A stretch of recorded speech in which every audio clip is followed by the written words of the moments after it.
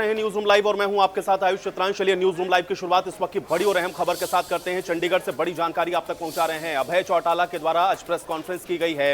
E tendering को लेकर के अभय चौटाला की तरफ से सवाल उठाए गए हैं, जिसमें अभय चौटाला ने सीधा आरोप लगाया है कि सरकार ग्राम पंचायतों के अधिकारों को कम कर रही है। तो अभय चौटाला ने प्रेस कॉन्फ्रेंस की है। पंचायतों के अधिकार सीमित कर दिए गए हैं। अभय चौटाला ने इस बात को कहा और अब पंचायतें अपना पैसा खर्च नहीं कर सकती हैं। अभय चौटाला के द्वारा आज प्रेस कॉन्फ्रेंस करके यह आरोप लगाया गया है। पंचायतों पर अधिकारियों को हावी किया जा रहा है। अभय चौटाला ने यह बात भी कही है। उन्होंने कहा कि अगर गलत काम हुआ है तो जांच सरकार को करवानी चाहिए, लेकिन पंचायतों के अधिकार को सीमित करने के लिए टेंडरिंग की जो पॉलिसी ला रही है सरकार, वो सही नहीं है। तो चंडीगढ़ में अभय चौटाला ने प्रेस कॉन्फ्रेंस करते हुए ये बड़े और गंभीर आरोप सरकार के ऊपर लगाए हैं। तो बड़ी जानकारी है और बड़ी खबर आप तक हम पहुंचा रहे हैं। पंचायतों को लेकर के ये प्रेस कॉन्फ्रेंस की गई और उन्होंने कहा कि चोरी भ्रष्टाचार को बढ़ावा दिया जा रहा है, पंचायतों के अधिकार सीमित किए जा रहे हैं और ई टेंडरिंग की पॉलिसी सरकार इसलिए ही लेकर के आई है ताकि पंचायतों के अधिकार को सीमित किया जाए। बड़ा आरोप अभय चौटाला की तरफ से लगाया गया है।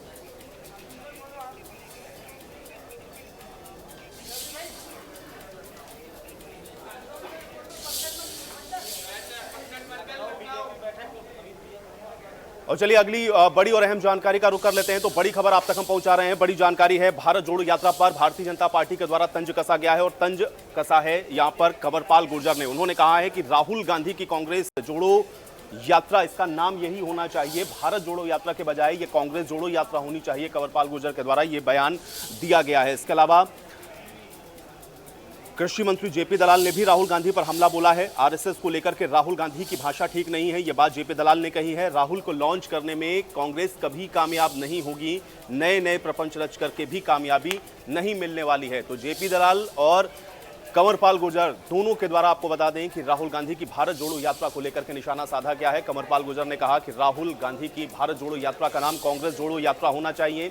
जेपी दलाल ने आरएसएस वाले बयान पर हमला बोला। उन्होंने कहा कि कांग्रेस जिस तरह से राहुल गांधी को लॉन्च करने की कोशिश कर रही है उसमें कांग्रेस कभी कामयाब नहीं होगी।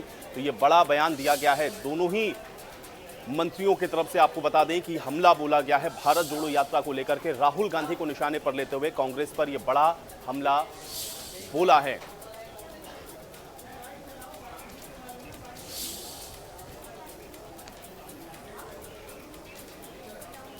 वो असल में यात्रा का नाम होना चाहिए था कांग्रेस जोड़ो यात्रा, तो उन्होंने लिख लिया उसका नाम भारत जोड़ो यात्रा। भारत तो पहले जुड़ा था और जिस प्रकार से सारी यात्रा में मतलब कोई मैसेज देना चाहिए था, वो मैसेज कहीं नज़र नहीं आया। अब इस प्रकार की जो यात्रा के प्रमुख हैं वो भी इस प्रकार की बातें कह रखे हैं कि भाई नोटबंदी जो है वो पांडवों ने नहीं की थी, पांडवों ने जीएसटी लगाई थी। मतलब इसका कोई लेना देना आ गया बात का कोई, तो इसलिए कोई गंभीरता नहीं है यात्रा में। यात्रा कोई मैसेज नहीं छोड़ रही। ये ठीक है कि सभी जो उनके आगे कार्यकर्ता हैं या उनके जो लीडर हैं उन्होंने प्रयास करके लोगों को इकट्ठा कर लिया, वो बात सही है, लेकिन कोई मैसेज नहीं छोड़ रही। और मैं समझता हूँ कि जब कोई मैसेज नहीं छोड़ता, लीडर कोई मैसेज नहीं छोड़ता, तो उसका उल्टा असर होता है। मतलब पॉजिटिव होने की बजाय नेगेटिव होता है, क्योंकि वो सोच के आता है कि कुछ कहेगा, लेकिन वो निराश होता है कि इसके पास तो कहने कुछ भी नहीं है। अब जब अगर आप हजारों की भीड़ में ये कहोगे कि भाई पांडवों ने जीएसटी नहीं लगाई थी या पांडवों ने नोटबंदी नहीं की थी, तो आप सोच सकते हैं कि जिस व्यक्ति के सामने आप कहने लग रहे तो उसको पता चलेगा कि हम जिस उम्मीद के साथ आए थे तो कुछ भी नहीं है। तो पहले ही कह रहा है बात कि यात्रा करनी चाहिए थी कांग्रेस जोड़ो यात्रा, अब शुरू कर दी ने भारत जोड़ो यात्रा। इन्होंने असल में कांग्रेस को जोड़ना चाहिए था। और आपने देख लिया सारी जगह आपने देखा जिस प्रकार से, मान लीजिए कई बार यहाँ के बड़े नेता हैं वो बोले तो दूसरे लीडर के नाम के नारे लगे लगने, उसकी हूटिंग कर दी। तो ये तो यहाँ हरियाणा में भी चलता रहा। ये कांग्रेस पिछले कई सालों से राहुल गांधी को नेता बनाने के चक्कर में है। ये यात्रा भी उसी पर्पज़ को लेके की गई थी, लेकिन कितनी भी कोशिश कर लें जनता राहुल गांधी को स्वीकार नहीं करती। जनता परिवारवादी पार्टियों से तंग आ चुकी है और बार बार कंपनियां हायर करके नए नए प्रपंच करके जो ये राहुल गांधी को कांग्रेस बार बार लॉन्च करती है, इसमें ये कामयाब नहीं होंगे। ये तो वहीं आपको ये भी बता दें कि भूपेंद्र हुड्डा के ऊपर भी कंवरपाल गुर्जर ने पलटवार किया है, जिसमें उन्होंने कहा है कि सरकार सबका साथ सबका विकास के नारे पर ही काम कर रही है। प्रदेश के अंदर हर क्षेत्र में विकास हो रहा है। भूपेंद्र हुड्डा जो आरोप लगा रहे हैं उसमें कोई तथ्य नहीं है। तो कंवरपाल गुर्जर की ओर से यह निशाना साधा गया है, जिसमें उन्होंने कहा कि सरकार हर क्षेत्र में अच्छा काम कर रही है, सबका साथ सबका विकास के नारे पर सरकार आगे बढ़ रही है। विपक्ष के पास कोई मुद्दा नहीं है, विपक्ष मुद्दा विहीन है। ये बात कंवरपाल गुर्जर के द्वारा कही गई। उन्होंने पूर्व मुख्यमंत्री भूपेंद्र हुड्डा के द्वारा लगाए गए आरोपों पर यह पलटवार किया है कि सरकार हर वर्ग के लिए अच्छा काम कर रही है, सबका साथ सबका विकास के नारे पर सरकार आगे बढ़ रही है।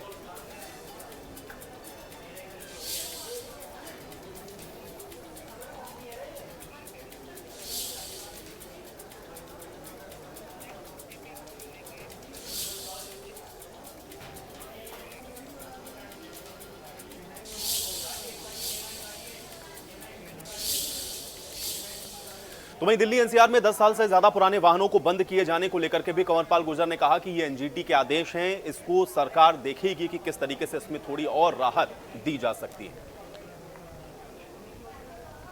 हमारी एरिया में है केवल, और ये हमारा आदेश नहीं है, एनजीटी का आदेश है। एनजीटी ने आदेश दिया है कि एनसीआर एरिया में जो है वो इसका नियम का पालन किया जाएगा, और इसमें भी देखते हैं क्या छूट दी जा सकती है, तो उसकी कोशिश करेंगे। लेकिन ये एनसीआर एरिया का है, सारे हरियाणा का नहीं है। हरियाणा का भी कुछ हिस्सा तो एनसीआर में भी आता है। हाँ, हरियाणा का हिस्सा एनसीआर में आता है, केवल वहाँ के लिए है, और एनजीटी का इस प्रकार का है।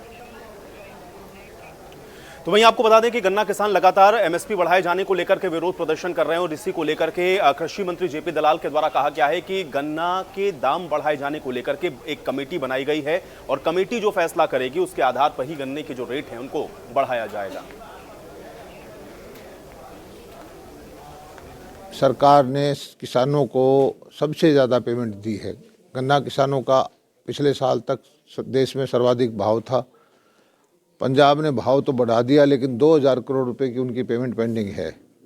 जब वो पैसा दे ही नहीं सकते तो भाव बढ़ाने का मकसद क्या है? हरियाणा सरकार ने कमेटी बनाई है, और हमारी कोशिश ये हमेशा ये रहती है कि हमारे फैसले हो किसान के हित में हो। देखिए, मैं तो हरियाणा के बारे में जानता हूँ। हमारी सरकार किसान हितैषी है, और सबसे ज़्यादा अच्छी मंडियां हैं, सबसे अच्छे भाव हैं, सबसे ज़्यादा बीमा का पैसा मिलता है, सबसे ज़्यादा मुआवजा मिलता है। और उसके बावजूद भी पिछले दिनों हरियाणा को रणभूमि बना दिया गया था। हमारे हरियाणा का बहुत नुकसान किया, और धीरे धीरे करके ये सब लोग जो हमारे हरियाणा को बदनाम करने वाले लोग थे, ये उजागर होते जा रहे हैं। तो वहीं आपको बता दें कि खबर नरवाना से है, जहां पर बाबा जमीननाथ गौशाला का 12वां स्थापना दिवस समारोह आयोजित किया गया, और इसमें राज्यसभा सांसद कार्तिकेय शर्मा ने इस कार्यक्रम के अंदर शिरकत की है। गौशाला के स्थापना दिवस समारोह में पहुंचने पर सांसद कार्तिकेय शर्मा का जोरदार स्वागत भी किया गया है। इसके अलावा आपको ये भी बता दें कि सांसद कार्तिकेय शर्मा ने कहा है कि सबसे बड़ा धर्म है अपने माँ बाप की सेवा करना, और गाय भी हमारी माता है, इसलिए उसकी सेवा करना भी हमारा धर्म है। उन्होंने कहा कि आज मकर संक्रांति का दिन है, इसका धार्मिक के साथ साथ वैज्ञानिक दृष्टि से भी बड़ा महत्व है। आज सूर्य मकर राशि में आता है, और इस दिन से हमारा जो भाग्य है वो भी बदलना शुरू हो जाता है। इसके अलावा इस अवसर पर सांसद कार्तिकेय शर्मा ने गौशाला को एमपी कोटे से 11 लाख रुपए दान किए हैं। कार्तिकेय शर्मा ने सरकार के 3000 दिन पूरे होने पर भी कहा कि मुख्यमंत्री मनोहर लाल ने नए नए आयामों को स्थापित किया है। उन्होंने साफ छवि से पारदर्शिता से सरकार चलाने का काम किया है, नौकरियों में नए आयाम स्थापित किए हैं, और नौकरियों में इंटरव्यू को खत्म करने का भी काम किया है। उन्होंने बजट को लेकर के कहा कि चुनाव से पहले जो बजट आ रहा है ये बहुत अच्छा है, लोगों को इस बजट से काफ़ी उम्मीदें हैं। उन्होंने राहुल गांधी की भारत जोड़ो यात्रा पर भी कहा कि पार्टी जोड़ लें, भारत अपने आप जुड़ जाएगा। तो तस्वीरें भी हम आपको दिखा रहे हैं आज के इस कार्यक्रम की। राज्यसभा सांसद कार्तिकेय शर्मा आज इस कार्यक्रम में पहुंचे थे, जहां पर उनका भव्य स्वागत किया गया है। आप देखिए किस तरीके से फूल मालाओं के साथ उनका स्वागत हुआ, पगड़ी पहनाकर स्वागत किया गया, और कार्यक्रम के अंदर काफ़ी संख्या में लोग मौजूद थे, भारी भीड़ उमड़ी है। ये 3 तस्वीरें आज के कार्यक्रम की आपको दिखा रहे हैं। बहुत बहुत धन्यवाद। आज एक पावन दिन है, बहुत ही एक अच्छा दिन है। मकर संक्रांति के इस पावन दिन पे आज यहाँ पर आकर बहुत अच्छा लगा। ऐसे लगा जैसे परिवार में आए हूँ। लोगों ने बहुत प्यार दिया, बड़ों ने आशीर्वाद दिया, साथियों ने, युवा साथियों ने प्यार दिया। बहुत अच्छा लगा कर। मैं मानता हूँ कि ये 3000 दिन एक तरीके से अपने आप में एक नया आयाम पैदा किए हैं, क्योंकि माननीय मनोहर लाल जी ने जिस तरह से एक साफ छवि की, एक अच्छी नीयत से सरकार चलाई है, और एक पारदर्शिता सरकार चलाने की कोशिश की है। खासकर जैसे जो नौकरियों में जो इंटरव्यू सिस्टम ख़त्म करने का काम हो, या फिर ट्रांसफ़र पोस्टिंग को इंटरव्यू को ट्रांसपेरेंटली करने का काम हो पारदर्शी तरीके से, मैं समझता हूँ कि उन्होंने बहुत अच्छा काम किया है और वो सराहनीय है। देखिए, केंद्रीय बजट की विशेषताएं तो रहेंगी, जो दिक्कत समस्याएं राष्ट्रीय स्तर पर हैं, चाहे वो युवाओं के लिए हों, चाहे वो व्यवसाय के लिए हों, चाहे वो आर्थिक नीतियों के लिए हों, चाहे वो इन्फ्लेशन के लिए हों, इन सब चीज़ों को लेकर रहेंगी। तो मैं समझता हूँ कि अच्छा बजट आएगा, और चुनाव से पहले ये पूरा बजट एक ही है, लोकसभा चुनाव से। तो खबर नारनौल से आपको बता दें कि नारनौल के उपमंडल के गांव उगालन में माइनर के ओवरफ्लो होने की वजह से सैकड़ों एकड़ में लगी हुई फसल किसानों की बर्बाद हो गई है। किसानों की खेतों में गेहूं की फसल की बिजाई हुई थी। गेहूं की फसल अब पानी की वजह से डूब गई है। 2 से 3 फीट तक पानी, आपको बता दें, आपके खेतों में भरा हुआ है। सारी फसल जलमग्न है। किसानों ने कहा है कि अब जब उनको पानी की जरूरत थी तब पानी उनको दिया नहीं गया। अब माइनर में ज्यादा पानी छोड़ दिया गया, जिसकी वजह से ये माइनर ओवरफ्लो हो गई और पानी उनके खेतों में पहुंच गया है और इस वजह से उनकी फसल खराब हो गई है। किसानों ने प्रशासन से मुआवजे की मांग की है। किसानों ने माइनर में पानी कम करवाने के लिए सभी अधिकारियों को सूचना दे दी है, लेकिन अधिकारियों ने अभी तक माइनर का पानी कम नहीं किया है। हमारे ये हमारी जमनी माइनर है, उगाने लगा है जी। इसमें टाइम पर तो पानी आता नहीं जी, जीर लगाने टाइम तो पीछे ही पंप लगा के खत्म कर दें जी। और अब जब गेहूँ बोरा हो गया जी, अब इसमें इतना पानी आ गया जी, केवल टेर से भी 3-4 नाली एक्स्ट्रा चल रही हैं जी, और इससे हमारा नुकसान हो गया जी। गेहूँ हम ज़्यादा गेहूँ पानी भर गया। हाँ जी, बिल्कुल भर गया, कम से कम आधे फुट पानी हो गया जी, किलो देख सको, ठीक है। और जी इससे हमारे बहुत ज़्यादा नुकसान हो गया जी। इसके लिए हमारे मुआवजे की मांग है जी, ठेकेदार ज़मीन वो है बंदा सारा गुजारा हो गया। हाँ जी, गुजारा हो जाएगा। नहीं तो जी बिल्कुल आप देख सको, वीडियो लाइव चला दो सही, आप मौका का देख लो। और ना तो जी बलदा सुनता, ना कोई एक्शन सुनता जी। हमारी टाइम पर तो ना कोई, हम क्या करें, छोड़ रखा है। अब इतना आवा जी, मतलब कि कई किलोमीटर नहीं रही पानी की हमारे पास। सर जब इसमें पानी की ज़रूरत थी, हमने जीरी लगा कर दे, उस टाइम तो इसमें पानी छोड़ दिया नहीं। वहाँ हेड पर जाते तो बोल देते नहीं पानी लग लिया है, ऊपर को उतर जाएगा, टूट जाएगा। इतनी समस्या गणा देंगे कि हमने वहाँ से वापस आना पड़ता, हमारा पानी नहीं आता है। ये फिर फल्ड आएगी, फल्ड में भी इतना पानी चल रहा, तो हमने पानी पुनी निकाल के इसका गेहूँ का बुआरा कर दिया। तो ये भी हमने 3 बार 4 बार 5 बार बेलदार से भी कर ली, शिव विंडो में भी एप्लीकेशन लगा ली इसकी, ये कपिल भाई लगा गया है, तो जब भी इसका कोई समाधान नहीं। ईद की समस्या हो रही है, ये समस्या है। और ये सर ये ऊपर को उतर के सारा ये पानी का भर गया 20 किले हमारे यहाँ पे, तब इसमें आया नहीं। करीब है ये भी इसमें इतना आ गया जी, हमारे क्यों आ गया किले हमने ट्यूबलाइन के साथ भर दिए थे, कि नहर के साथ भर दिए थे। ये भी इतना आ गया कि ऊपर को उतर गए, ये 10-10 किले दूर की दूर भर रही है, तो बाइक लगते कितना नुकसान होगा आपको पर एकड़? नुकसान सर हमारा पर एकड़ 40,000 रुपया का नुकसान है। मार तो हमारे 50 मन गेहूँ लगेंगे तो भी 40,000 रुपया गेहूँ। आपने शिकायत करी किसी की? शिकायत करी सर, सीएम विंडो में एप्लीकेशन लगाई हमने, एक्शन लगा के फ़ोन करके कही, एसडीओ ने फ़ोन नहीं उठाया, तो पानी कम नहीं आया। पानी कम नहीं होया।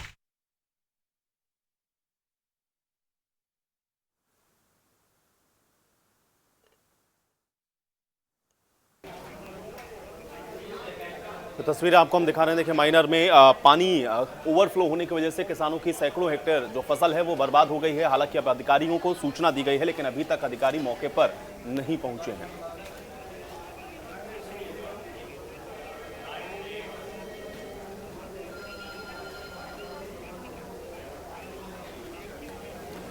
और अब खबर बल्लभगढ़ से है। आपको बता दें कि बल्लभगढ़ में एक तेंदुए का आतंक देखने को मिल रहा है। हालांकि स्थानीय लोगों ने उसको एक दुकान के अंदर बंद कर दिया है। वन विभाग को सूचना भी दी गई है, लेकिन रेस्क्यू का काम अभी भी चल रहा है। तो वन विभाग पहुंचा हुआ है फरीदाबाद की राजीव कॉलोनी में। आपको बता दें कि तेंदुए का रेस्क्यू किया जा रहा है वन विभाग की टीम के द्वारा।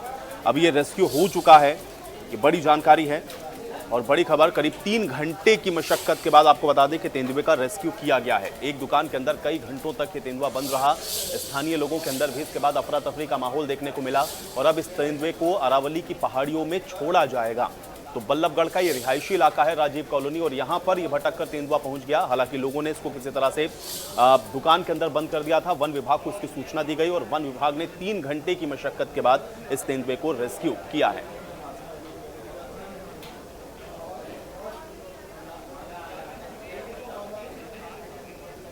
राजेंद्र दहिया हमारे साथ जुड़े हैं जानकारी के साथ। राजेंद्र, 3 घंटे की मशक्कत के बाद तेंदुए का रेस्क्यू हुआ है, क्या जानकारी? देखिए बिल्कुल आयुष, मैं आपको बता दूं जिस तरीके से यहाँ पर तेंदुए को लोगों ने एक दुकान नुमा जगह है उसमें जो है बंद कर लिया था, और उसके बाद अब करीब 3 घंटे बाद रेस्क्यू के बाद तेंदुओं को काबू किया गया और अब इसको गुरुग्राम की जो पहाड़ी है वहां पर छोड़ने की बात कही जा रही है। हालांकि किसी को कोई नुकसान नहीं पहुंचा पाया, लेकिन वहीं पर एक गाय और एक बछड़ा बनते थे जहां ये पहुंचा था, और उसी समय उनकी आंख खुल गई थी और उन्होंने वहां पर जाकर इसको जब देखा तो उनको कोई डाउट हुआ और उसके बाद उन्होंने उसका शटर जो है नीचे कर दिया दुकान का।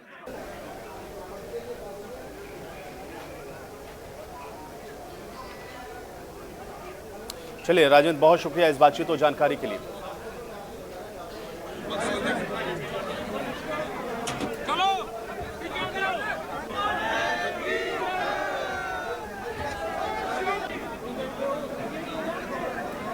तो तेंदुए का रेस्क्यू हुआ है, ये तस्वीरें हम आपको दिखा रहे हैं। 3 घंटे की मशक्कत के बाद राजीव कॉलोनी से इस तेंदुए को रेस्क्यू किया गया है। हालांकि स्थानीय लोग काफी देर तक दहशत के माहौल में थे, क्योंकि रिहायशी इलाका है और यहाँ पर तेंदुए का आना लोगों के लिए भी बहुत ज्यादा आप कह सकते हैं कि चिंता का विषय था। लेकिन लोगों ने समझदारी दिखाई। दुकान के अंदर जैसे ही ये तेंदुआ पहुंचा उसको वहीं पर बंद कर दिया गया। वन विभाग को सूचना दी गई और उसके बाद वन विभाग ने करीबन 3 घंटे की मशक्कत के बाद इसको रेस्क्यू किया है, जिसको अब अरावली की पहाड़ियों में छोड़ा जाएगा।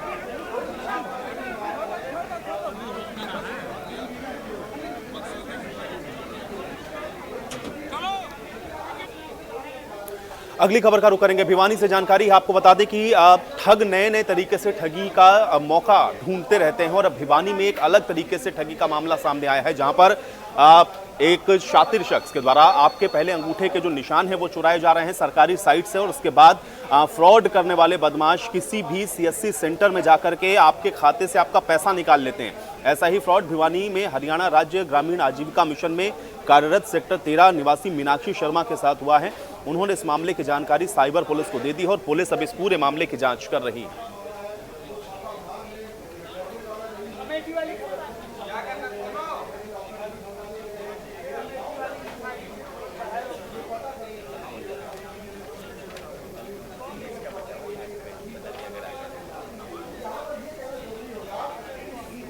और मैं हरियाणा राज्य ग्रामीण आजीविका मिशन में कोऑर्डिनेटर के पद पे कार्यरत हूँ।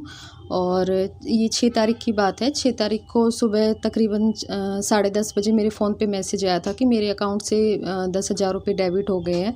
तो फिर मैंने बैंक ब्रांच में आके पता किया तो वहाँ से पता चला कि मेरे अकाउंट से डेली 10,000 रुपये रोज़ मतलब डेली बेसिस पे निकाले जा रहे हैं। तो वो सारा अमाउंट कैलकुलेट किया तो वो 1,10,000 रुपये मतलब हो चुका था।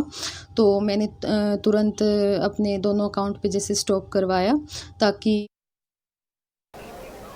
तो वहीं आपको बता दें कि पहाड़ों में लगातार हो रही बर्फबारी की वजह से मैदानी इलाकों में आप देख रहे हैं कि ठंड बढ़ रही है और ऐसे में कुछ पर्यटक ऐसे हैं जो कि सुखना लेक का इस समय रुख कर रहे हैं। तो सुखना लेक का जायजा हमारी सहयोगी साक्षी शर्मा ने लिया है, आइए आपको दिखाते हैं।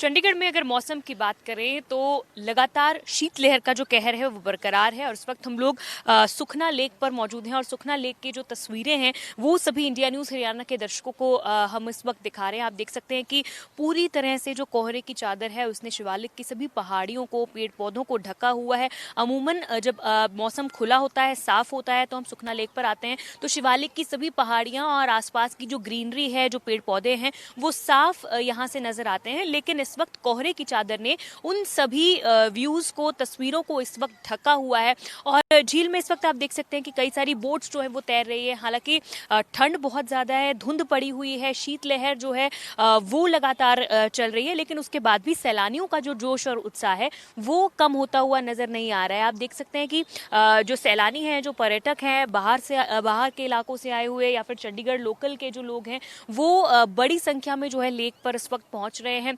लेक पर आकर बोटिंग भी कर रहे हैं। जो पक्षी हैं यहाँ पर उनके साथ भी यहाँ पर खेल रहे हैं, फोटोज क्लिक कर रहे हैं, सेल्फीज ले रहे हैं और मौसम को कहीं ना कहीं एंजॉय भी कर रहे हैं। कहीं अलाव लगे हुए हैं, हालांकि लोग अपने आप को पूरी तरह से कवर कर आ रहे हैं, टोपियां भी पहनी हुई हैं, मोटी जैकेट्स पहनी हुई हैं, लेकिन उसके बाद भी एंजॉय करने का कोई भी मोमेंट या कोई भी पल जो है वो लोग यहाँ पर मिस नहीं करना चाहते। वहीं मौसम विभाग के अगर अनुमान की बात करें तो मौसम विभाग ने कहा है कि अभी कुछ दिन और लगभग 1 हफ्ते लोगों को इसी तरह की जो ठंड है, शीतलहर के प्रकोप को झेलना पड़ेगा।